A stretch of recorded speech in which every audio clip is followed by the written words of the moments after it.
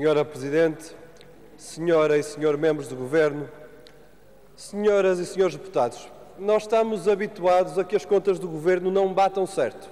É recorrente, falhou previsão atrás de previsão, mas admitamos, ninguém esperava que da semana passada para esta semana desaparecessem 170 milhões de euros. Foi exatamente isso que aqui fez o Sr. Secretário de Estado. Dizia-nos o Sr. Secretário de Estado do Orçamento, na audição na Comissão de Orçamento e Finanças da última semana, que estas medidas levariam cerca de 0,2% do PIB. E mostra aqui até aquele que é o gráfico que foi distribuído na Comissão. Outras medidas adicionais para 2012, 0,2% do PIB.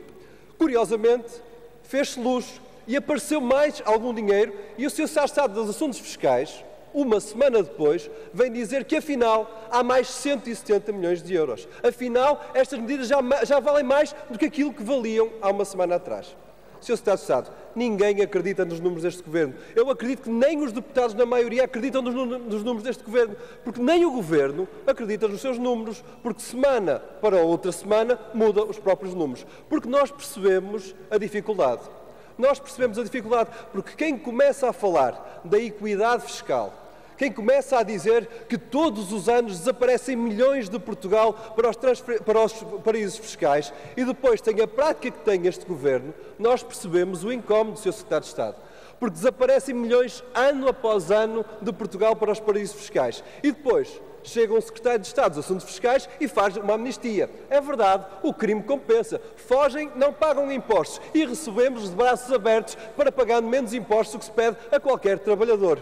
Nós percebemos o incómodo quando a equidade fiscal deste Governo é pedir 100 milhões de euros ao capital, na prática quando pede 3 mil milhões de euros aos trabalhadores. É exatamente disso que nós falamos com as escolhas deste Governo, Sr. Secretário de Estado. E por isso, equidade social, haja algum decoro, haja algum decoro. Quem nos vê lá em casa e quem sabe como este Governo lhe está a ir ao bolso, percebe que isto é pura demagogia, Sr. Secretário de Estado. Mas voltamos agora ao que são as propostas do Governo. Diz-nos outro grande anúncio que o Sr. Secretário de Estado fez ao país hoje aqui na Assembleia da República, é que pela primeira vez em Portugal, haverá uma tributação sobre o património imobiliário de luxo. Sr. Secretário de Estado, só não houve antes, porque as bancadas que sustentam o Governo chumbaram as propostas do Bloco de Esquerda. É que essa que é a realidade. Mas se tivesse lido essa proposta, sabia que poderia ter ido muito mais além.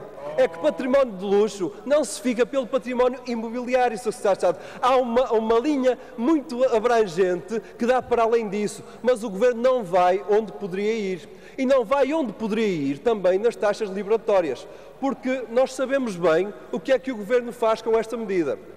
Ao dizer que não quer o englobamento das taxas liberatórias no IRS e com isso que a progressividade do IRS seja efetivamente a realidade da tributação, o Governo, e vamos fazer aqui um exercício, para um rendimento de mais-valias mobiliárias de 200 mil euros, faz um perdão fiscal de 45 mil euros, porque em vez de as taxar, como agora deveria ser em IRS, a 49%, diz que agora, muito forte e com toda a coragem, vai-lhe taxar, imagine-se, a 26,5%. Esta é a equidade social do Governo, pois, Sr. Secretário de Estado, o Bloco de Esquerda traz aqui uma verdadeira proposta para a equidade social, para que a taxação das mais-valias mobiliárias seja feita de acordo com a progressividade do IRS, para que os tostões não sejam taxados da mesma forma que os milhões. E essa é que é a progressividade fiscal que o Governo e que a maioria foge, porque se houvesse algum decoro, algum enfrentamento desta demagogia, era a proposta do Bloco de Esquerda que era aprovada e não a proposta do Governo. Disso.